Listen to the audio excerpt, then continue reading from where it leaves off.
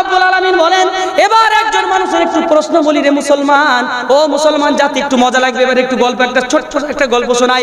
একজন মানুষ বলছে, ওগো আল্লাহ, সেই কথাটা বলছিলাম, একজন বান্দা আমার পাশের বাড়িতে তার 2 তলা বাড়ি হয়ে গেল, 3 তলা বাড়ি ধরেছে গো আল্লাহ, তার নামাজ পড়তে যায় না, মসজিদের মুখও জীবনে দেখেনি, তারপরেও লোকটা মসজিদের মুখ দেখেনি, তারপরেও লোকটার 2 তলা বাড়ি। আর আমি 40 বছর ধরে নামাজ পড়ছি, আমার বাড়ি হয়নি, আমার গাড়ি হয়নি, আমার চালের বাড়িটা, আমার টালের বাড়িটা হটাতে পারলাম না। আচ্ছা বলুন, আমাদেরকে একটু খেয়াল করুন, এই যে লোকটা দাবি করেছে যে 40 বছর ধরে আমি নামাজ পড়ছি, আমার টালের বাড়িটা ছাদ করতে পারলাম না, আর এই লোকটা দোকান মুদিখানার করে, কাপড়ের ব্যবসা করে, টিকিটের ব্যবসা করে 2 তলা বাড়ি করে ফেললো, যে নামাজ পড়তে যায় না, আল্লাহ তোমার বিচার ঠিক আছে তো? আচ্ছা বলেন তো, আল্লাহ কি বিচার ঠিক করেছে? একটু ভালো করে খেয়াল করেন, ওইদিকে কি আছে, পর্দা নাকি? ওই পর্দাতে গন্ডগোল করছে নাকি আপনাদের? এত সিনেমা দেখে পেট ভরেনি? সিনেমা দেখে, ঘুষি মেরে, যুদ্ধ দেখে, গুলি মারা দেখে পেট ভরেনি? ওদিকে কেন তাকে অরিজিনাল মানুষ বাদ দিয়ে মানুষ তো ফেক থেকে ভালোবাসে, তাই না? কানা বেগুনের ভিতরে কিন্তু বিষ ঢুকেনি বলেই তো কানা। আর তুমি তো বিষ দেওয়া বেগুন ভালোবাসো, কালারিং যে, তোমরা তো ফেক মালটা চেক করো না, এটাই তো তোমাদের দোষ। তো কি বলছিলাম, একটা লোক দাবি করেছে আল্লাহর কাছে যে আমি 40 বছর নামাজ পড়ছি, আমার বাড়ি গাড়ি হলো না। আর এই লোকটা নামাজে যায় না, মসজিদে যায় না, আল্লাহর সাথে সম্পর্ক নাই, এই লোকটা আল্লাহ 2 তলা বাড়ি করে দিয়েছে। আল্লাহ কি ঠিক করেছে? বলে কি করে বলবো এখন, বলতে গেলে তো দোষ, তাই না? তাহলে আমি বলি, তাহলে ওই পদ্মার দিকে কিন্তু বারবার তাকানো যাবে না, ওটা পর্দা না 360 গোপাল জর্দা, বুঝলেন? এখনকার মেয়ে ছেলের পর্দা না 360 গোপাল জর্দা, একবারে মানে বুরকা পরেছে, তাও মাংস একবারে মানে 4 কেজি করে দেখাচ্ছে, মাজার মাংস, পিঠের মাংস একবারে 4 কেজি করে। বাড়িতে যে গরুর গোশগুলা খাই, বেলডাঙ্গার গোশ খরব বেশি, বুঝতেছেন না? ও মান করে দিচ্ছে। তো ঘটনা হচ্ছে, আল্লাহ রাব্বুল আলামিনের বিচারে কোনো গন্ডগোল নাই। আপনি জানলেও বলতে হবে আল্লাহ সঠিক বিচার করেছেন, আপনি না জানলেও বলতে হবে সঠিক বিচার করেছেন। একটু যুক্তি দিয়ে বোঝাই। একজন ব্যক্তি বাড়িতে দেখবেন ইঁদুরের স্বভাব হচ্ছে ভালো খাবার খাওয়া, ও বাবু আবার কিন্তু নোংরা খাবার খাবে না, খাবে? ইঁদুর নোংরা খাবার খায়, ও কি করবে, প্লাস্টিকের বয়ামটাকে কেটে চাল খাবে। রাত্রে হটপটে রুটি রেখেছেন, হটপটকে কেটে রুটি খাচ্ছে। খাঁচিতে রুটি রেখেছেন, মানে ওই আপনার কাপড়কে তুলে ফেলে রুটি খাচ্ছে। আপেল রেখেছেন, মাল খেয়ে নিয়েছে, একবার জামাই বাবুর মতন খাওয়া লাগবে, বুঝলেন কিনা? ইঁদুর কিন্তু খুব ভালো খায়, মুরগিকে তাই দেন। মুরগি কি করে মানুষ বলেন তো, রাত্রে খেতে পারেনি, রাত্রে ঠান্ডা ভাত, সকালে খেতে পাচ্ছেন না, তখন ঠান্ডা ভাতটা আয় আয় আয় করে ডেকে ঠান্ডা ভাতটা দিয়ে দেন, তাই তো? তারপরে কি করেন, রাত্রে গোস্ত খেয়েছেন, গোস্তের টুকরো পড়ে আছে, হাড়ের টুকরো পড়ে আছে, খাবারের টুকরো পড়ে আছে, খাবার মেখে ফেলেছেন, অবশিষ্ট খাবারটা আপনি মুরগিকে ছিটিয়ে দেন, আর মুরগি দৌড়তে দৌড়তে এসে খুব আনন্দতে খায়, খায় না? খায় না? ভালো করে বোঝার চেষ্টা করেন, খুব আনন্দতে মুরগিটা খায়। কিন্তু বলেন তো দেখি, যে মুরগিটা নোংরা কালারের খাবার খায়, আপনার পচা খাবার খায়, আপনার মাখা খাবার খায়, সেই মুরগির ডিমের কালার কি কালো না সাদা? খাবার যদি কালারিং হয়, পচা হয়, ঠসা হয়, ধান খাক, চাল খাক, যাই খাক, ডিম কিন্তু সাদা।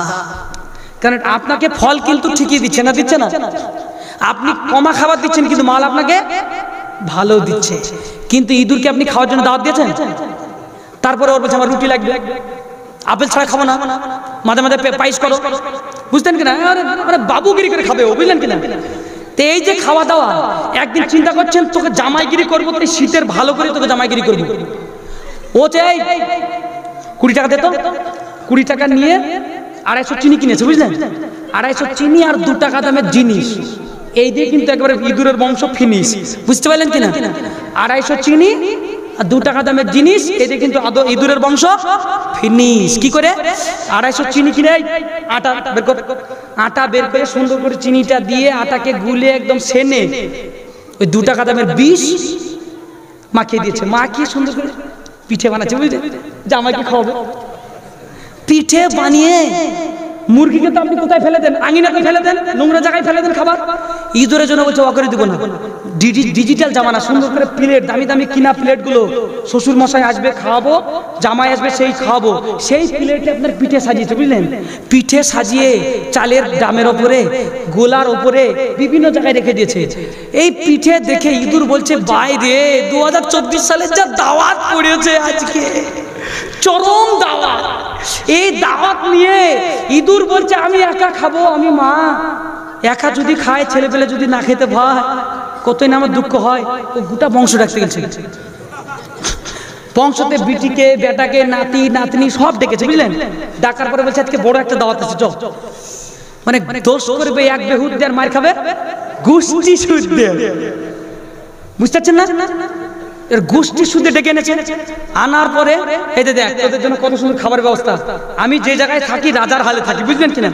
সুন্দর করে এদেরকে তুলে দিয়েছে, উঠ তুই উঠ তুই উঠ, সব উঠে একদম সুন্দর করে পিঠে ধারে ধারে লাগিয়ে দিয়ে একদম সুন্দর করে এবার বিসমিল্লাহ দিয়ে শুরু কর, বুঝলেন কিনা?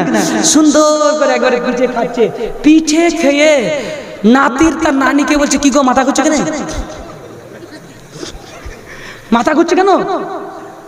নানিও বলছে তাই তো রে, এতদিন খেলাম ভালোই চললো, গোলেমালে যাই যতদিন, এভাবে আর চলবে কতদিন, বুঝলেন কিনা? এইভাবে তো বেশি দিন চলে না। এইবার ইন্দুর করেছে কি, এইভাবে টলকাতে টলকাতে সব পড়ে যাচ্ছে। যে কি ব্যাপার?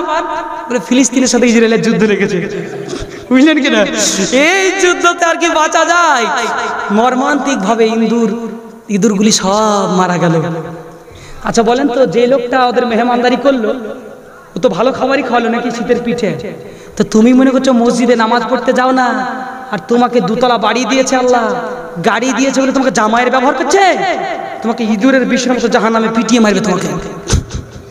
বুঝাতে পারলাম না? আর মুরগি বলেন তো দেখি, আপনি যে নোংরা খাবারটা দিচ্ছিলেন, সেই নোংরা খাবারটা মুরগি খেয়ে যখন ডিম দিত আপনার খুশি হতো না? হতো না?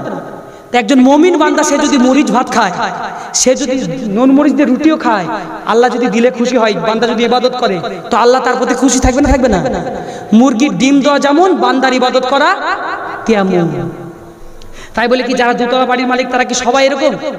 কিছু মানুষ একজনা করেছে কি জানেন, দুতলা বাড়ি করে ওপর থেকে সালাম মেরেছে, আসসালামু আলাইকুম, নিচের বাড়িওয়ালাকে। নিচের বাড়ি আমার কি ব্যাপার রে তোর, এতদিন ধরে তো কোনোদিন তুই আমাকে সালাম দিসনি, আজ দুতলা বাড়ি করে ওপর থেকে সালাম মারছিস, তার মানে তোর জবাব আমি উচিত জবাব দেবো।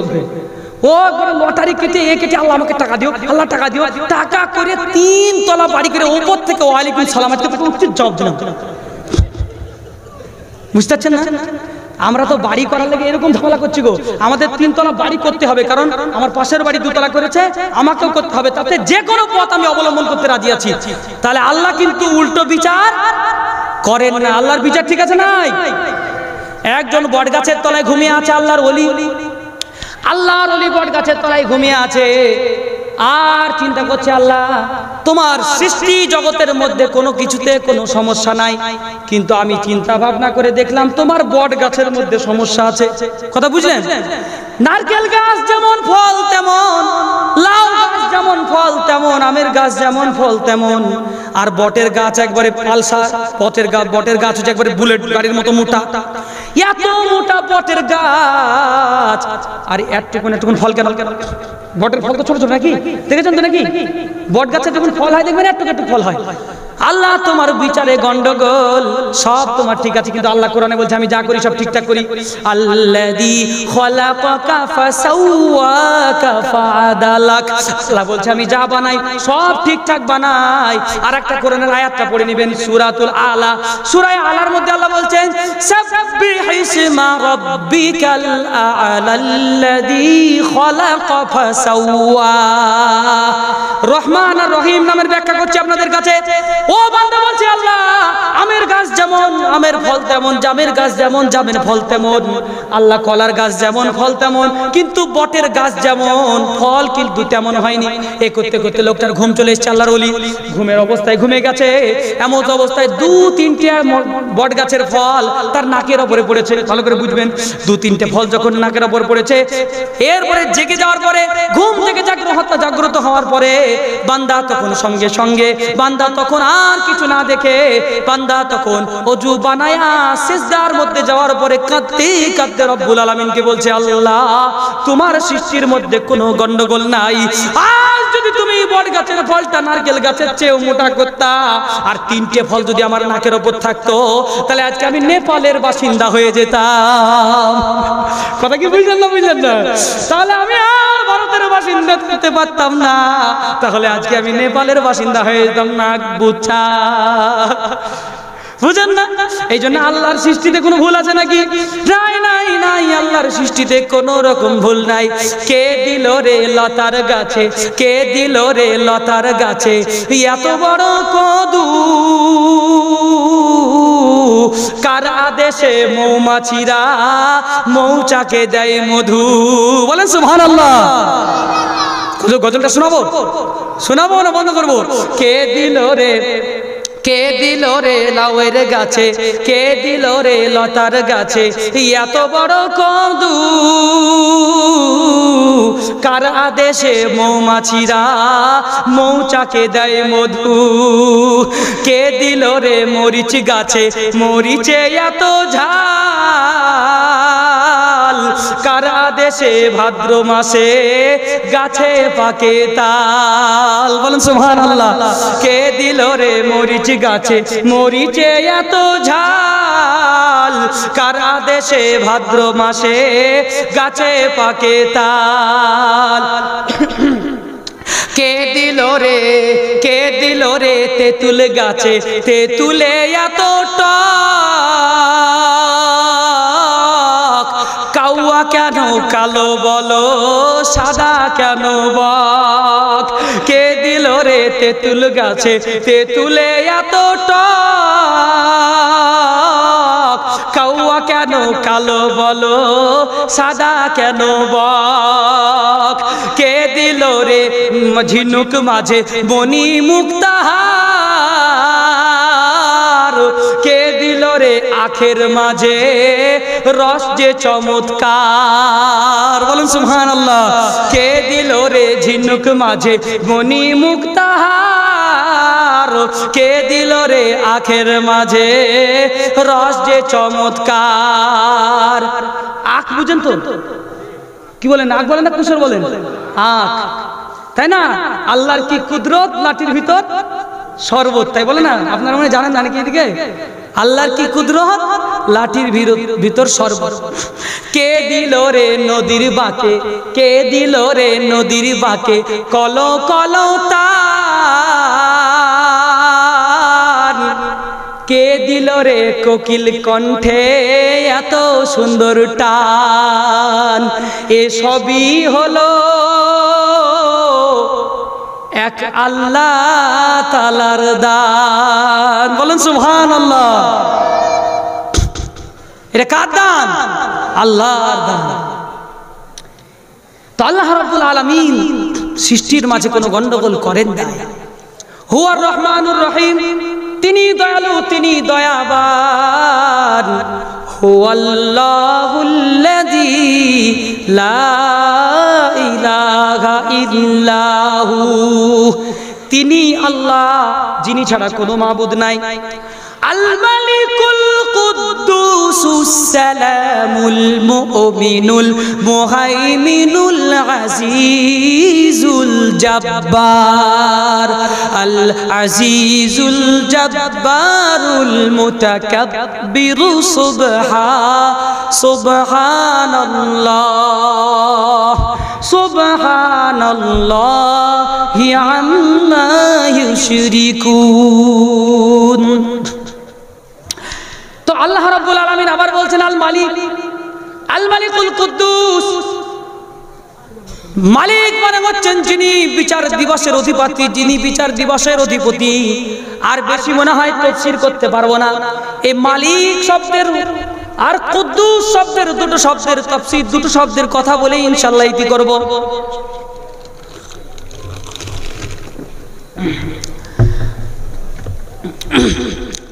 মালিক মানে হচ্ছে মালিকি ইয়াউমিদ্দিন, বিচার দিনের যিনি স্বামী। বিচার দিনের যিনি অধিপতি মালিক, আল্লাহর একটা নাম আছে মালিক। এই জন্য কেউ যদি নাম রাখতে চায় তাহলে আব্দুল মালিক রাখতে হবে। আমরা যেমন মালিক রাখি, আব্দুল মালিক রাখতে হবে। মালিক মানে হচ্ছে বিচার দিবসের যিনি অধিপতি, যিনি বিচার দিবসের স্বামী, সে আল্লাহ রব্বুল আলামিন হচ্ছেন মালিক। কিয়ামতের ময়দানে বিচার করবেন আল্লাহ। এই বিচারের ময়দানে আমাদের সবাইকে খাড়া হতে হবে। কে কি করেছেন, কে কি কোন আমল করেছেন, আল্লাহ রব্বুল আলামিন সব সেদিন কিয়ামতের ময়দানে প্রকাশ করে দেবেন। প্রকাশ করবেন না করবেন না? কারা কোন মেম্বার গরিবের ঢুকেছিল নয়, উল্টো করে লিখে দিলে হয়ে যাবে 6। বুঝলেন কি না? পঞ্চায়েতে গরিবের ঢুকেছিল নয়, উল্টো করে দিলে হয়ে যাবে 6।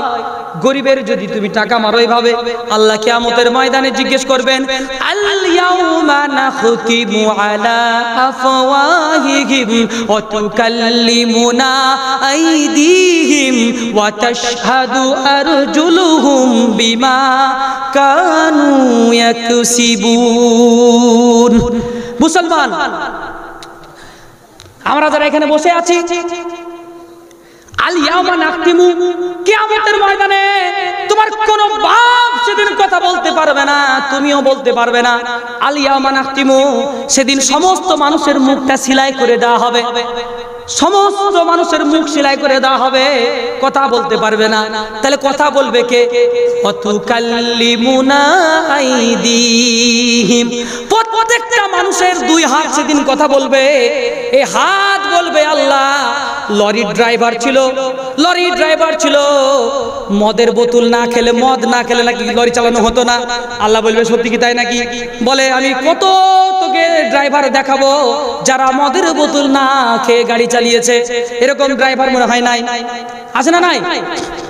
অনেক মানুষ বলবে আল্লাহ আমার বাড়িতে 10টা গরু ছিল, গরুর চারা করতে গিয়ে, গরুর খাবার করতে গিয়ে, ছেলে মেয়ের দেখাশোনা করতে গিয়ে নামাজ পড়ার টাইম পাই নাই। আল্লাহ বলবে আমি তোকে 100 গরুর মালিক দেখাচ্ছি যার জীবনে 1 ওয়াক্ত নামাজ কাজা নাই। এরকম 100টা গরুর মালিক কি এমন নাই যার জীবনে 1 ওয়াক্ত নামাজ কাজা নাই? আছে কি নাই বলেন? অনেক ডাক্তার বলবে, গ্রামের ডাক্তার, ও মনে মনে ভেবেছে আমি মানুষের সেবা করেছি, মানুষের জন্য রাত বিরিতে মানুষ যখন রাত 2টোর সময় ডাকতো, আমার ছেলে কি হয়েছে দেখুন তো একটু, রাতের বেলায় উঠে ডাক্তার বাবু আপনার ছেলের জন্য ওষুধ দিয়েছে, ভালো কাজ, খুব ভালো কাজ, আল্লাহ তা কবুল করুক, আল্লাহ তেনাকে আরো বড় করুক। কিন্তু বলবো রাত্রি বেলায় তুমি উঠেছো, সারা দিন তুমি পেশেন্ট নিয়ে ব্যস্ত ছিলে। ডাক্তার বলবে আল্লাহ গো পেশেন্ট নিয়ে ব্যস্ত ছিলাম, নামাজ পড়ার টাইম পাই নাই। আল্লাহ বলবে তুমি কি ডাক্তার সাব্বির আহমদকে চিনো নাকি? চিনেন? ডাক্তার সাব্বির আহমদের নাম শুনেছেন তো? ডাক্তার সাব্বির আহমদকে খাড়া করে দেবে বেলডাঙ্গার যে ডাক্তার বলবে নামাজ পড়ার টাইম পাই নাই, ডাক্তার সাব্বির আহমদের সামনে তাকে জবাবদিহি করতে হবে। ও ডাক্তার সাব্বির আহমেদ সাহেব, আপনি তো অনেক বেশি রোগী দেখতেন, তারপরেও আপনার নামাজ কাজা নাই। আর এই যে হাতুড়ে ডাক্তারে কি করে নামাজ কাজা করলো? কথা বুঝতে পারছেন না? সবারই দিক দিয়ে যাচ্ছে তাই মনে করছেন নাকি?